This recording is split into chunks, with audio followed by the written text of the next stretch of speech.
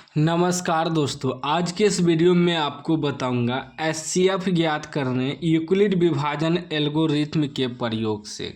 Class 10th का सवाल है। ये तीनों सवाल को मैं इस वीडियो में सॉल्व करके आपको सिखाऊंगा कि कैसे यूक्लिड विभाजन एल्गोरिथ्म के प्रयोग से एचसीएफ ज्ञात किया जाता है। एचसीएफ मतलब मासा ज्ञात करना है, ठीक ना। तो ध्यान से आपको समझना है, तीनों सवाल को मैं सॉल्व करके सिखाऊंगा। सबसे पहला सवाल को सॉल्व करते हैं। यूक्लिड विभाजन में क्या होता है कि एचसीएफ निकालना होता है। तो ये दो गो दिया रहेगा अंक। अभी दोनों अंक में आपको देखना है कि सबसे बड़ा अंक कौन है। तो 135 और 255 में सबसे बड़ा अंक 225 है, यानी कि 225 में हमें भाग लगाना है। और इसका जो सूत्र होता है एल्गोरिथ्म का होता है ए बराबर बी क्यू प्लस आर, इस रूप में होता है, ठीक ना। इस रूप में इसे सॉल्व करना है। तो यहाँ लिख देंगे ए बराबर बी क्यू प्लस आर, ठीक। तो ये आपका हो गया ए, ठीक ना। 225 जो है सबसे बड़ा है, तो इसमें भाग लगाना है इससे। तो यहाँ लिखेंगे 225 बराबर हमें भाग लगाना है 135 से, ठीक ना। 135 से भाग लगाएंगे किस में, 225 में। तो 135 से भाग लगाएंगे 225 में। इधर रफ में भाग भी करते जाएंगे, ठीक ना। तो एक बार में लगाएंगे तो कितना आ जाएगा 135। तो कितना 0 12 12 से 9 3 घटेगा 9, एक में से एक कट जाएगा।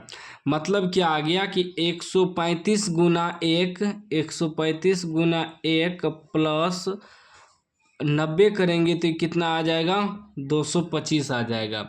135 गुना 1 करेंगे 90 जोड़ेंगे तो 225 में के बराबर मतलब बराबर आ जाएगा, ठीक ना।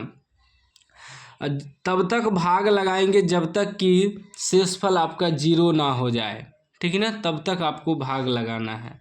फिर क्या करेंगे, ये हो गया आपका भाग विधि, ठीक ना। ये हो गया भाग विधि और ये हो गया यूक्लिड विभाजन एल्गोरिथ्म विधि।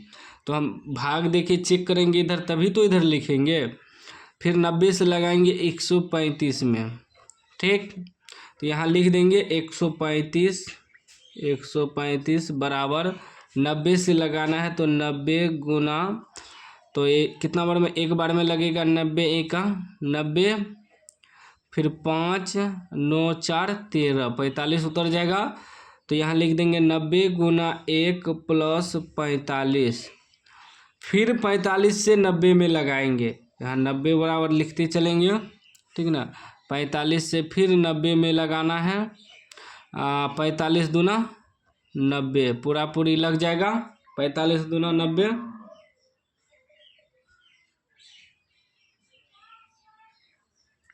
यहाँ लिख देंगे 45 गुना 2, 45 दूना 90 प्लस शेषफल कितना आया 0, क्योंकि पूरा पूरी कट गया।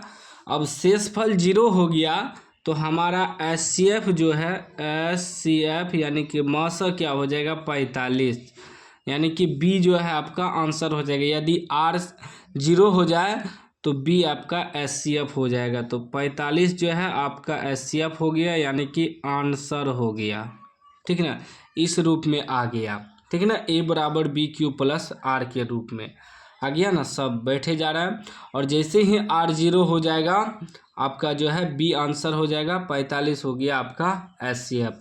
और भाग विधि द्वारा जो निकालते हैं इस विधि, इसमें भी एचसीएफ क्या होता है, जिससे कि पूरा पूरी कट गया। जैसे 45 से पूरा पूरी कट गया तो एचसीएफ आपका 45 हो गया, ठीक।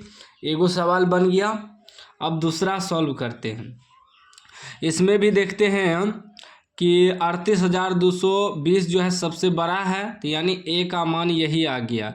तो यहाँ लिख देंगे, यहाँ भी ए बराबर बी क्यू प्लस आर।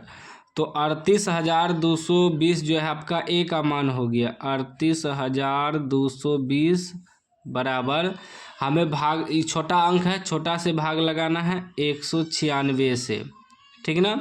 तो यहाँ भाग लगाएंगे इधर रफ में, ठीक ना, इसलिए हम रफ कर रहे हैं। तो 196 से भाग लगाएंगे 38,220 में, तो 195 बार में लग जाएगा पूरा पूरी 38,220। ठीक ना, पूरा पूरी कट जाएगा 195 बार में। तो यहाँ लिख देंगे गुना 195 प्लस शेषफल कितना आ गया 0। शेषफल जब 0 आ गया, आर बराबर 0 आ गया, तो अब बी आपका आंसर हो जाएगा, यानी कि HCF क्या हो जाएगा इसमें 196, क्योंकि 196 से ही कटा पूरा पूरी, 196 आपका आंसर हो गया। ठीक ना। फिर तीसरा सवाल है, इसको भी सॉल्व करते हैं।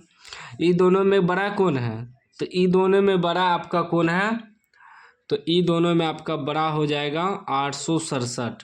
तो ए बराबर ई हो जाएगा। ठीक ना, यहाँ लिख देंगे ए बराबर बी क्यू प्लस आर।